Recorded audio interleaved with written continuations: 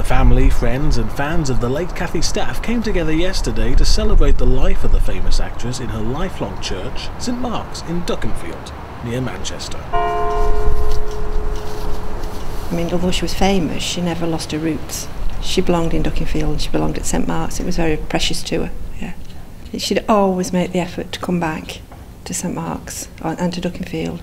Even when she was working away, she'd try and get here for special services or an occasion, and if she wasn't working, she'd be here every Sunday. Her dedication and loyalty to her hometown was celebrated when a blue plaque was commissioned to commemorate Cathy Staff's film, television and stage legacy, and to also celebrate the Dukinfield girl that became a household name.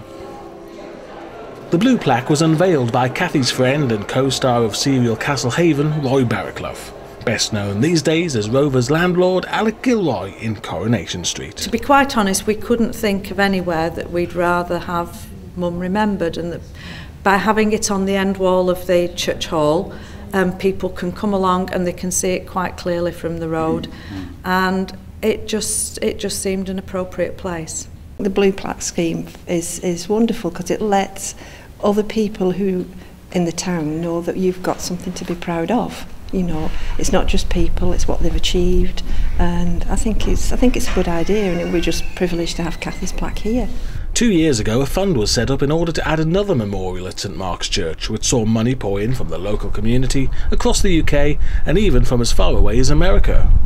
Eventually, after 2 years, with arguing this out with the church authorities and getting agreement, now we've finally got a memorial in place to enhance a memorial corner, because it's already a place where they'll light the votive candles and so on.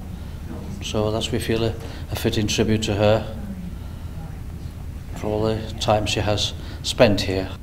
Home number 2.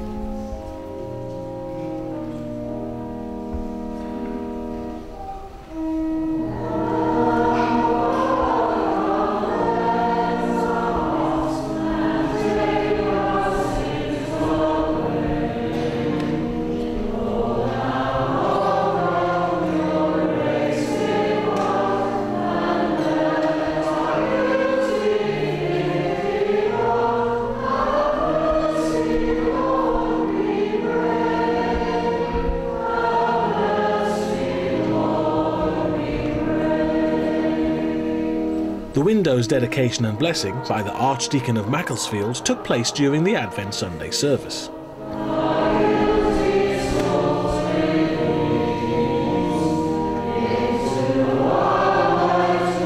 The Venerable Ian Bishop, however, also took time before the big reveal to recall why the public held Cathy Staff with such great affection, looking back to some of her more famous television roles. Nora Batty is something of a British icon, I would suggest to you.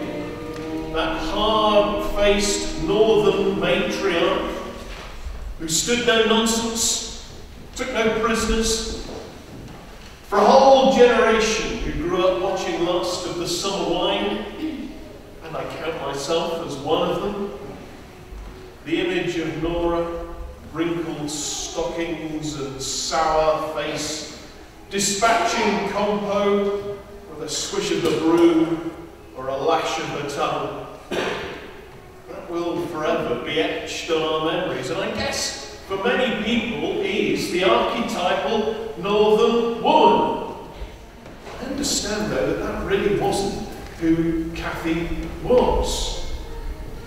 I was reading a little bit about her on the internet, and I found that she had to be constantly directed to be rougher and harder with Compo and the boys. And I'm sure that was partly because Cathy's heart was in a far gentler place. When I was a kid, I remember that Crossroads was always a key part of our lives.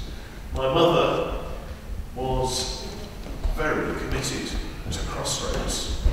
And that was the first time I remember seeing Cathy on screen as the cleaner Doris Luke.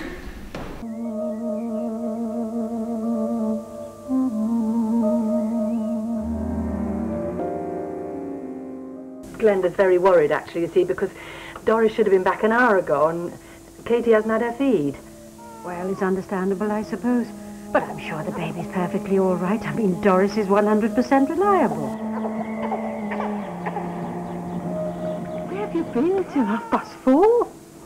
Set off in the usual way, and then it was as if everything else was shut out.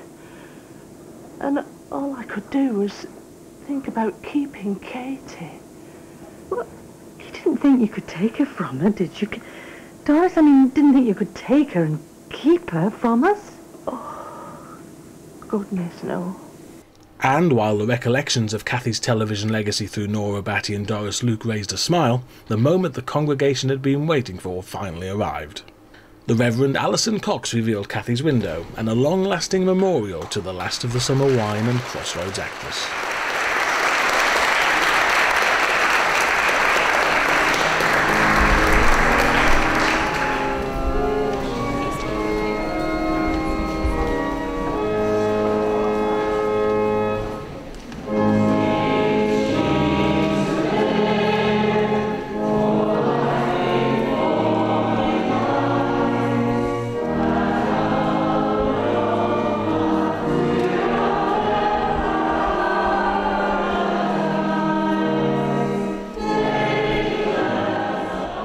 She was down to earth like Nora, but far more refined than Nora.